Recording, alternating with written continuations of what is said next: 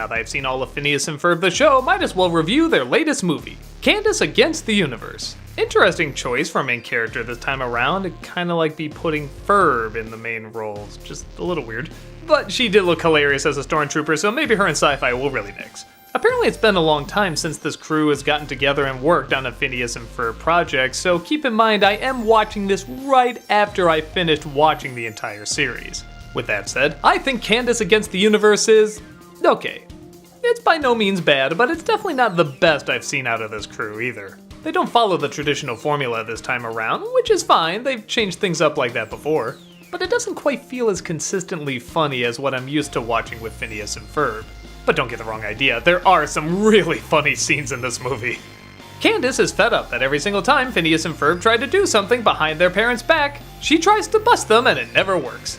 She feels she has maybe no place in the universe when suddenly, the universe answers. Aliens swoop down and abduct Candace, as well as Vanessa, Doofenshmirtz's daughter, and take them to visit their queen.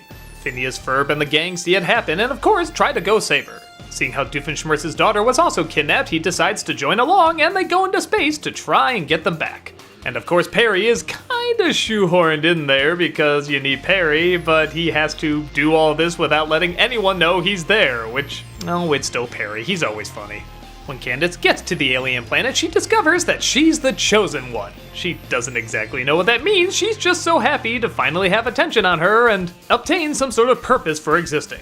But could there be more behind these aliens than they're letting on? Does Doofenshmirtz always end his inventions with an aider? I guess I won't go into spoilers, but there's not exactly a ton to spoil in it. You kinda know the aliens are up to something else, which is fine. It's not like story was the grandest thing with Phineas and Ferb. I mean, it was always kind of the same story. But the jokes are a lot more spaced out, and maybe that's because the characters are teamed up with different people this time. Doofenshmirtz's nemesis isn't really Perry as much as Isabella. Candace's focus isn't really as much on the brothers as much as these aliens, and I don't entirely know why Vanessa is there except to get Doofenshmirtz in the story somehow. And like I said before, the same can kinda be said for Perry. He has a few cool scenes, but he doesn't add that much. This becomes tricky because you have to know the show in order to watch this movie, and part of the humor of the show is these two stories are going on and they don't always interact off each other until they amazingly do, and then neither one of them is ever aware that they ever interacted.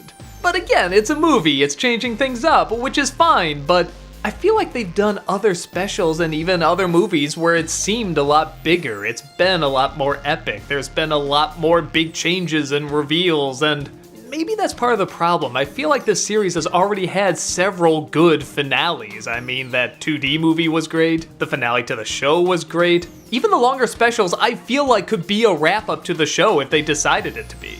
So the idea of doing a movie all these years later just focusing on Candace feeling inadequate is fine, I guess, but it's kind of hard not to compare it to those other really big projects that were super funny and had a much grander scale.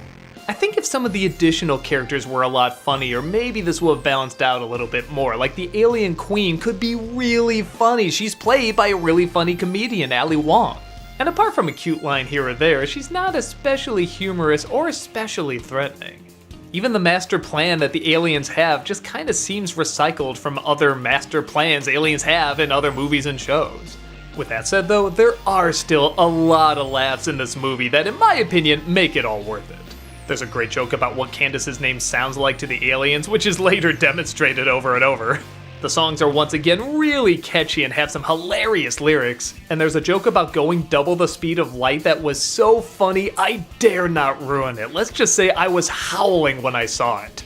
A part of me in a strange way almost feels like this movie would have done better if it was released on the big screen. I know that sounds weird because it's like, what, it's not as funny as the show, so why would you want a huger audience to see it? But I feel like the laughs are spaced out so much that anyone that wasn't familiar with the characters or this kind of humor would be given the proper space to laugh but also get involved in what the characters are going through. And with that said, the characters are still their likable selves. I mean, at the very end, when they have to kind of make amends, it's really sweet, like you would expect Phineas and Ferb and Candace to work out. Doofenshmirtz's rivalry with Isabella is out of nowhere, but it is still enjoyable. And of course, if you know the running jokes of the show, you're gonna get even more of the humor, where some newcomers might be a little lost. Full disclosure, when I saw the title of this, I thought maybe the idea was showing why the universe always works this way with this formula. Why do the boys never get caught? Why does Perry always win over Doofenshmirtz? Why do so many of these patterns repeat? I thought maybe they were gonna go to this alien world and find out it was all under their control, and I thought, man, that would really add some extra layers to this. But it just comes across as kind of a standard Disney Channel movie. But a Phineas and Ferb Disney Channel movie, I'm still down for seeing.